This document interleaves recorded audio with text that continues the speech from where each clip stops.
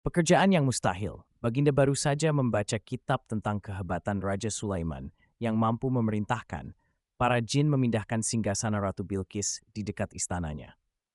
Baginda tiba-tiba merasa tertarik. Hatinya mulai tergelitik untuk melakukan hal yang sama. Mendadak beliau ingin istananya dipindahkan ke atas gunung agar bisa lebih leluasa menikmati pemandangan di sekitar. Dan bukankah hal itu tidak mustahil bisa dilakukan karena ada Abu Nawas yang amat cerdik di negerinya. Abu Nawas segera dipanggil untuk menghadap Baginda Raja Harun al-Rasyid. Setelah Abu Nawas dihadapkan, Baginda bersabda, "Sanggupkah engkau memindahkan istanaku ke atas gunung agar aku lebih leluasa melihat negeriku?" tanya Baginda. Abu Nawas tidak langsung menjawab. La berpikir sejenak hingga keningnya berkerut. Tidak mungkin menolak perintah Baginda, kecuali kalau memang ingin dihukum. Akhirnya, Abu Nawas terpaksa menyanggupi proyek raksasa itu. Ada satu lagi permintaan dari Baginda. Pekerjaan itu harus selesai hanya dalam waktu sebulan. Abu Nawas pulang dengan hati maskul. Setiap malam ia hanya berteman dengan rembulan dan bintang-bintang. Hari-hari dilewati dengan kegundahan. Tak ada hari yang lebih berat dalam hidup Abu Nawas kecuali hari-hari ini. Tetapi pada hari ke-9, ia tidak lagi merasa gundah gulana. Keesokan harinya, Abu Nawas menuju istana. La menghadap Baginda untuk membahas pemindahan istana. Dengan senang hati, Baginda akan mendengarkan apa yang diinginkan Abu Nawas. "Ampun tuariku, hamba datang ke sini hanya untuk mengajukan usul untuk memperlancar pekerjaan hamba nanti," kata Abu Nawas. "Apa usul itu?" "Hamba akan memindahkan istana Paduka yang mulia tepat pada hari raya Idul Kurban yang kebetulan hanya kurang 20 hari lagi." "Kalau hanya usulmu, baiklah," kata Baginda. "Satu lagi Baginda," Abu Nawas menambahkan. "Apa lagi?" tanya Baginda. "Hamba mohon Baginda menyembelih 10 ekor sapi yang gemuk untuk dibagikan langsung kepada para fakir miskin," kata Abu Nawas. "Usulmu kuterima," kata Baginda menyetujui. Abu Nawas pulang dengan perasaan riang gembira. Kini tidak ada lagi yang perlu dikhawatirkan.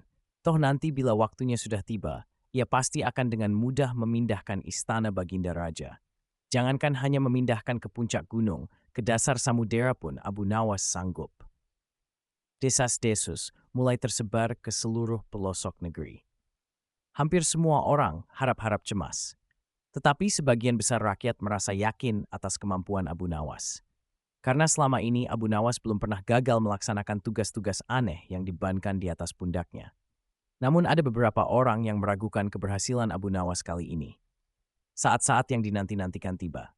Rakyat berbondong-bondong menuju lapangan untuk melakukan salat Hari Raya Idul Kurban.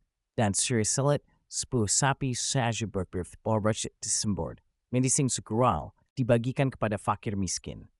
Kini giliran Abu Nawas yang harus melaksanakan tugas berat itu. Abu Nawas berjalan menuju istana diikuti oleh rakyat. Sesampai di depan istana, Abu Nawas bertanya kepada Baginda Raja, "Ampun tuanku yang mulia, apakah istana sudah tidak ada orangnya lagi?" "Tidak ada," jawab Baginda Raja singkat. Kemudian Abu Nawas berjalan beberapa langkah mendekati istana. La berdiri sambil memandangi istana. Abu Nawas berdiri mematung seolah-olah ada yang ditunggu. Benar, Baginda Raja akhirnya tidak sabar. "Abu Nawas, mengapa engkau belum juga mengangkat istanaku?" tanya Baginda Raja. "Hamba sudah siap sejak tadi Baginda," kata Abu Nawas. "Apa maksudmu engkau sudah siap sejak tadi? Kalau engkau sudah siap, lalu apa yang kau tunggu?" tanya Baginda masih diliputi perasaan heran.